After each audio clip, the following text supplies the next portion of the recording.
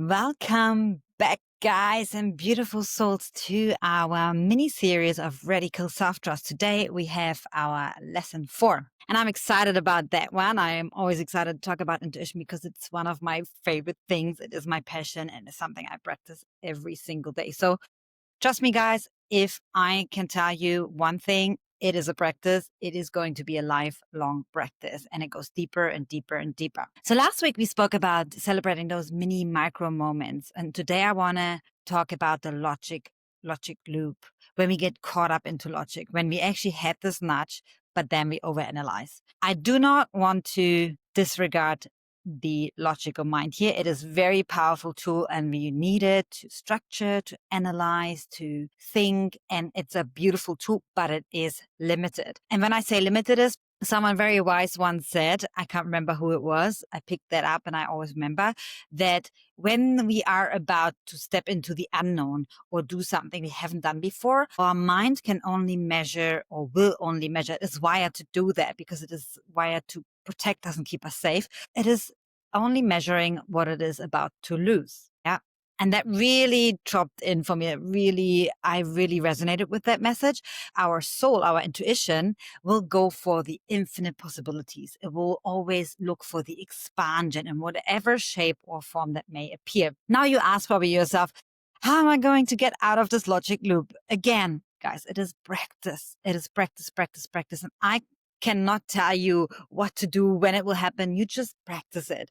What I can tell you here is my own experience and things that help me and people I work with and my friends. But this is just a suggestion. This is just an activation, something to be inspired by. But at the end of the day, this is your journey. You start to tune into your own language, your soul language, your intuition. And first, as I mentioned before, it starts with a whisper. And the more you practice it, it gets louder. It starts to become a voice. And then eventually even you will start to feel these different signs in your body. And then you put them all together, and then it will go deeper and deeper and deeper. And that is the power and beauty of this journey, because it never really stops. And I am so excited and curious about my own language to get to know that, be like, I didn't realize that before. And then I also take notes on that. That helps me personally.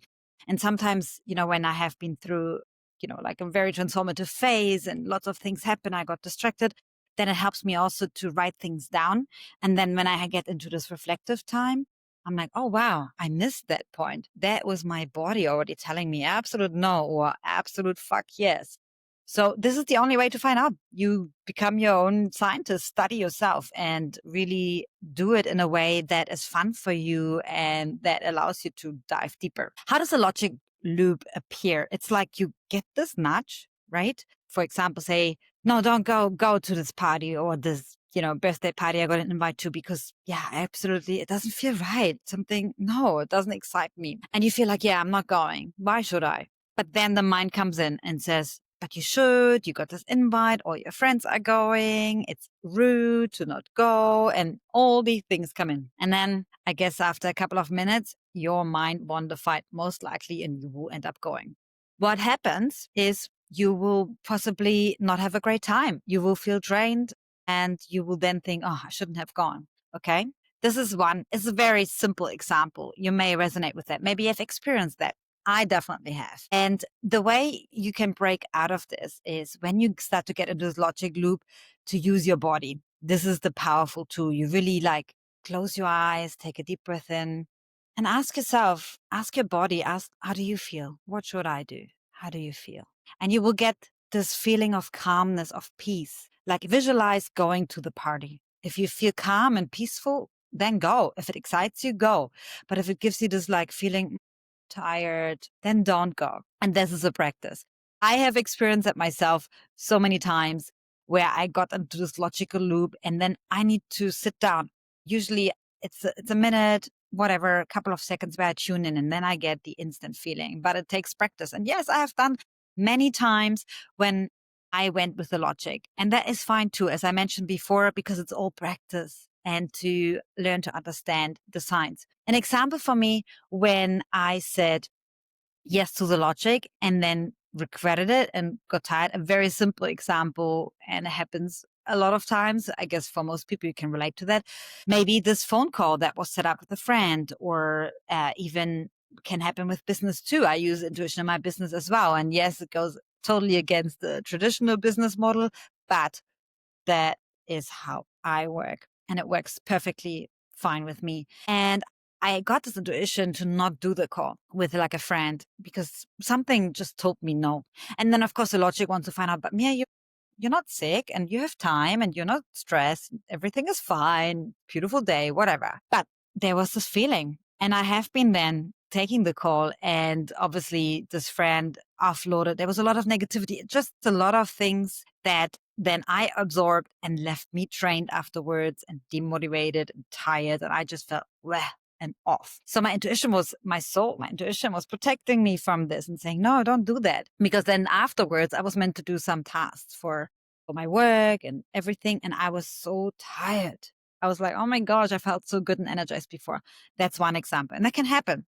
Totally. I'm sure you can maybe relate to that. And then another example where I said no to the logical mind was, I remember it was a year ago. I was in Spain.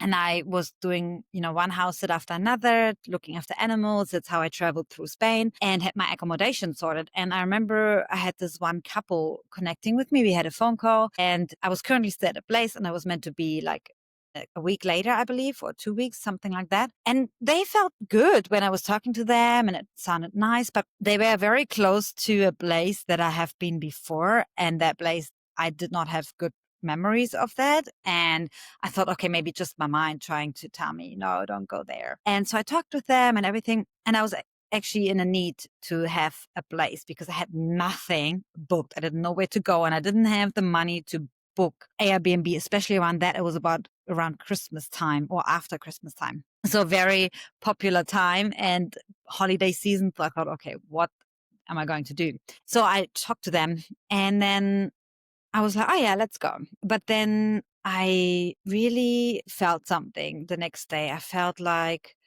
I shouldn't go. And I was like, Mia, what's going on? You have nothing lined up, nothing booked. It's a great opportunity. They're super nice. They give you everything. Amazing house. I'm in the middle of nowhere. I have this peace that I needed at this time.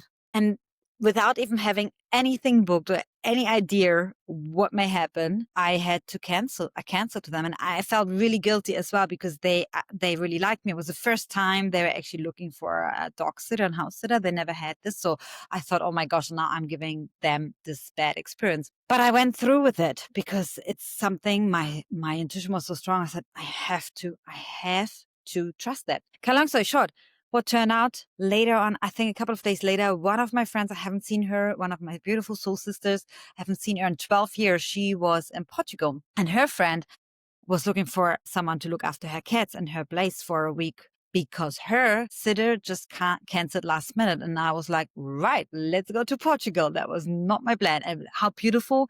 And I ended up, first and foremost, seeing my friend after 12 years. It was amazing. And I stayed in Portugal for a month, and it gave me a lot of beautiful experiences and insights that I needed. And imagine now I would have said yes to that house. It would have fully committed, because when I commit, I go through with it. I commit and I stick with that, right? It's a respect thing, and it's just how that's my value. And so that was powerful. And that was something where I did it actually in a place where I was in need, where there was I was actually having some fear around things, but I still followed through, and that was powerful. And that's when I realized, okay, I'm getting stronger with that. So this is just an example for you. Now I want you to invite to something this week, maybe in your personal life or in your work life, when you feel this loop coming up, this logic loop coming up, to tune in and to just pause in whatever way that may look like for you, and tune into your body and ask your body and trust it. Trust it. Just trust it for once. I mean, what can go wrong? There's not much that can go wrong. Maybe you make a mistake. Maybe something is not going the way it was meant to go. So be it. That's life. Because we never know until we do it. There's no guarantee. Nobody can ever tell you the future or anything like that. So this is your practice. And you can only break the loop and unlearn and relearn when you practice it. So this was a little bit of a longer little video here for you to just encourage you. That's why I told you my story, to encourage you that we all can do it. There's no difference between you and I. We all have this ability. It's just a practice, and I practice it every single day. Again, guys, have fun with it. Do it in a way that works for you. It is your beautiful, unique journey. Let me know how it goes in the comments below. Share it with other people.